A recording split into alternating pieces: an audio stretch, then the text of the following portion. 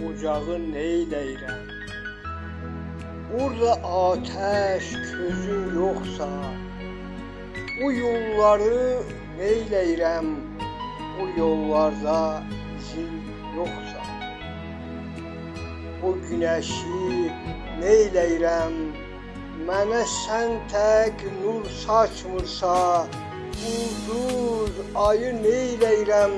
Gözlərin ona baxmırsa, səni məndən aldı fələk, kədərimsən, göz yaşımsan, ay cənnətə köçən mələk, sən ruhumda yaşayırsan.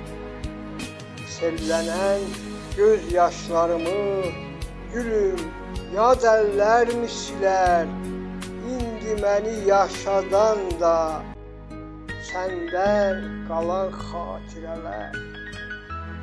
Ürəyimin zirvəsində qoruduğum əmanətim bir məzarın başı üstə, daşa dönmüş məhəbbətim bir məzarın başı üstə, daşa dönmüş.